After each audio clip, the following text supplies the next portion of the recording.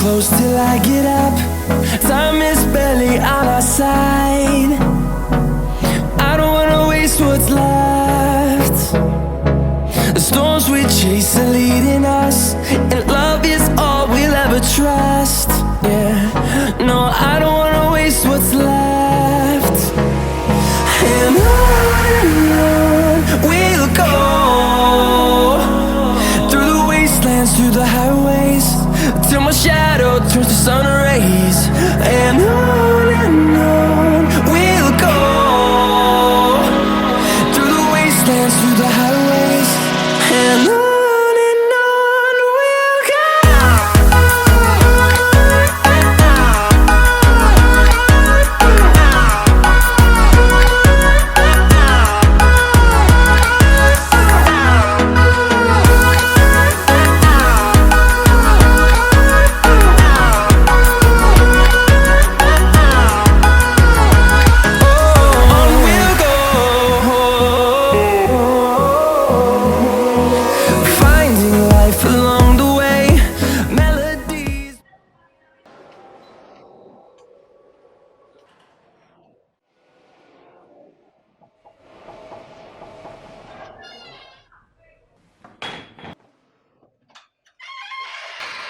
Ya.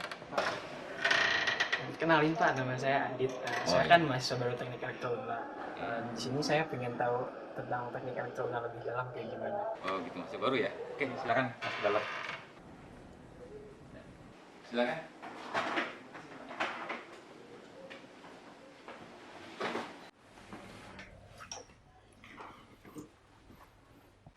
Jadi gini Pak, saya itu kan lulusan dari SMK, ya, jurusan teknik instalasi tenaga listrik. Nah, di sini kan saya baru di elektro. Jadi saya pengen tahu teknik elektro itu seperti apa, khususnya yang ada di Unpad. Oke, baik. Jadi sebelumnya dari SMK ya, lulusan SMK. Nah, di program studi teknik elektro di Universitas Langgambuana ini memiliki kekhususan di bidang teknik elektronika, ya, di mana mahasiswa belajar selama 8 semester, ya, ditempuh selama 4 tahun. Ya. Nah, di mana mata kuliah yang ditempuh itu ada mata kuliah institusional atau MKDU, di mana mata kuliah tersebut itu ditentukan oleh Kementerian Pendidikan dan Kebudayaan. Jadi seluruh perguruan tinggi Indonesia ini semuanya mahasiswa itu mendapat mata kuliah tersebut seperti mata kuliah Pancasila dan Kewarganegaraan, mata kuliah bahasa Indonesia, bahasa Inggris, ya, dan agama dan seterusnya. Kemudian samping itu ada mata kuliah dasar keahlian, nah, atau disebut juga mata kuliah inti. Nah, di samping itu ada juga mata kuliah pendukung. Semua itu ditempuh dalam 8 semester. Kemudian di program studi teknik elektro Undang ini memiliki fasilitas, diantaranya ada 3 lab, ya, 3 laboratorium, kemudian ada ruang kuliah, ya, yang dimana kapasitasnya antara 24 sampai 30 mahasiswa per ruangan.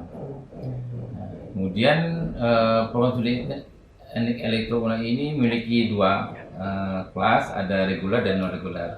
Yang regulernya juga dibagi 2, ada reguler pagi dan ada reguler sore. Kemudian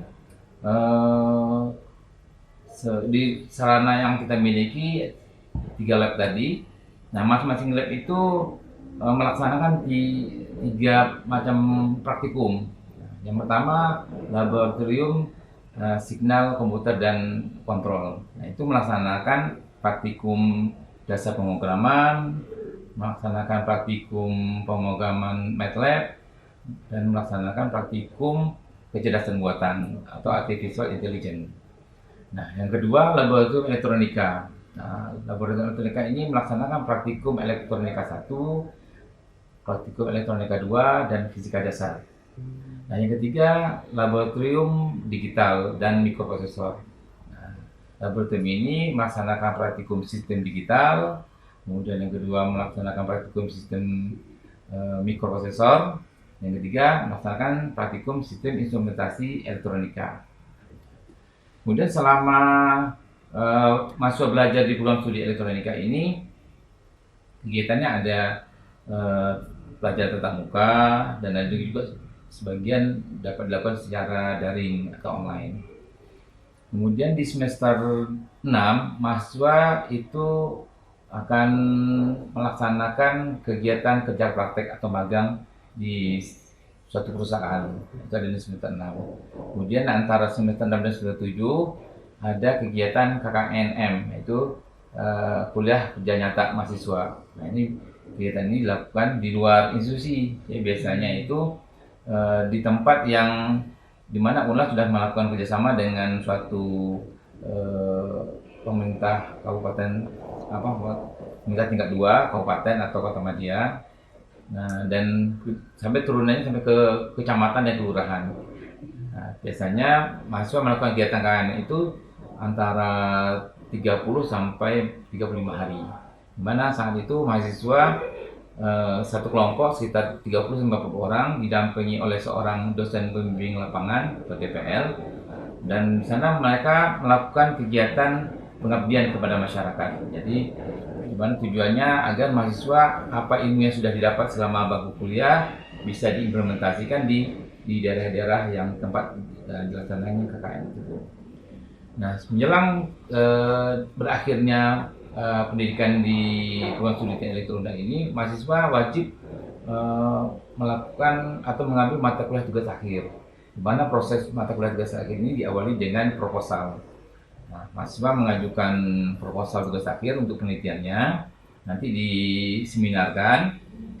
Judulnya itu akan diuji ya, apakah memang itu layak untuk dijadikan tugas akhir S1. Kalau layak, nanti akan diteruskan dan diberi pembimbing, ada pembimbing 1 dan pembimbing 2. Nah, kemudian mahasiswa segera melakukan penelitian tugas akhir. Sekitar 2 atau 3 bulan kemudian, mahasiswa akan melaporkan progres tugas akhir yang sudah dilakukan tersebut. Itu juga akan diseminarkan. Nah, setelah itu 2 atau 3 bulan kemudian, nanti baru akan diadakan ujian sidang tugas akhir.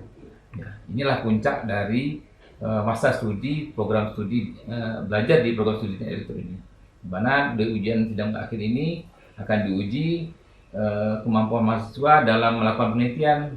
Nah, di teknik elektronika ini khususnya punya ciri bahwa tugas akhir itu mahasiswa wajib membuat perangkat elektronik.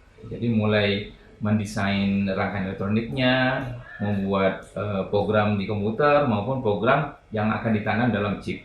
Nah, kemudian dipresentasikan, didemokan, dan terus dinilai oleh dosen-dosen uji.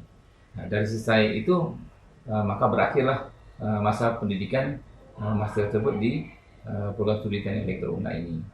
Nah, itu semuanya berlangsung selama 8 semester atau 4 tahun. Nah, kita berharap mahasiswa yang masuk UNLAR ini bisa menyelesaikan studinya tepat waktu atau on time. Jadi kita tidak berharap mahasiswa itu melebihi waktu tersebut, ya. Jadi memang diharapkan on time schedule. Jadi diharapkan benar-benar setelah 4 tahun mahasiswa itu selesai melakukan studinya, kemudian bisa dilanjutkan dengan wisuda dan mahasiswa sudah bisa melanjutkan karirnya, apakah itu mau bekerja ataupun berusaha di dunia luar sana. Gimana adik, masih ada yang perlu ditanyakan lagi tentang program studi teknik elektronika ini? Mungkin ini Pak tentang kegiatan mahasiswanya. Kalau kegiatan mahasiswa di elektronika ini sendiri seperti apa? Oh, kegiatan kemahasiswaan ya. Jadi di UNLAR ini ada beberapa kegiatan ekstrakurikuler ya, kegiatan keorganisasian mahasiswa.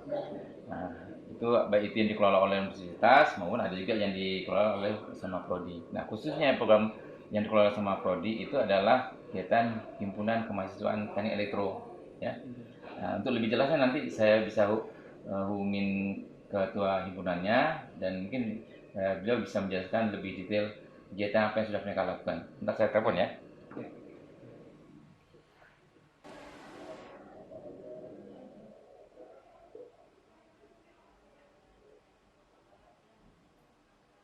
Halo?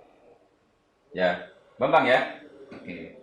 Bang, ini ada mahasiswa baru namanya Adit. Dia mau cari informasi tentang kegiatan himpunan mahasiswa teknik elektro.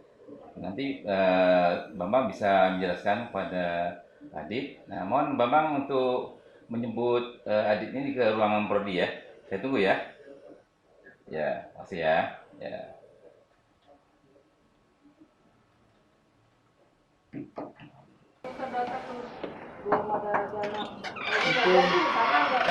Silakan. Nah, ini Bang, mahasiswa baru kita, namanya Adit. Mohon didampingin, silakan dibawa ke himpunan untuk dijelaskan kegiatan himpunan yang sudah dilakukan selama ini.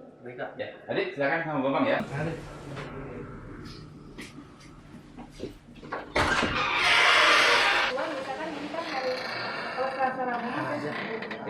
Bang ya. Makasih Bang. Pak.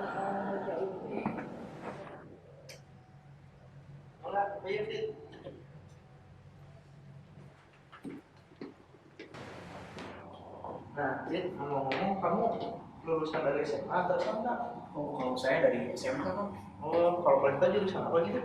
Saya ngambil jurusan teknik instalasi tenaga listrik. Oh, kalau di sini elektronya lebih ke arus lemah sih sebenarnya. Kalau arus kuatnya kurang agak mendalam di sininya. Gak apa-apa sih, saya jadi bisa belajar yang baru juga. Nah, boleh, tapi harus beradaptasi lebih semangat lagi. Wah, siap Kak.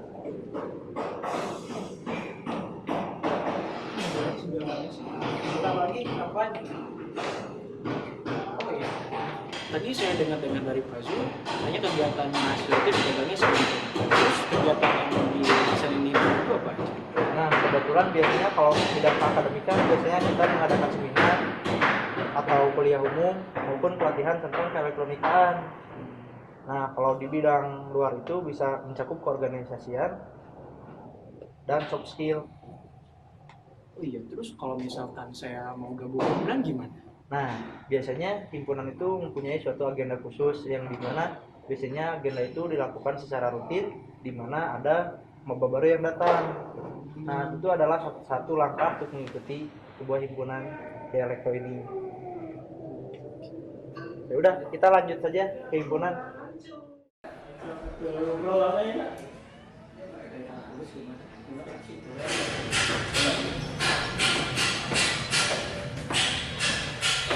Nah, ini himpunan teknik elektronya. Ayo, kita masuk dulu. Nah, ini ada Febri. Nah, Febri ini kebetulan 2019 juga, jadi jangan takut kalau misalnya Adit berminat untuk mengikuti himpunan. Dia posisinya sekarang sebagai bendahara saya. Nah, ini ada Eko. Eko kan? Nah, ini Eko adalah koor humas saya. Dia berperan sangat penting juga di himpunan untuk menyampaikan informasi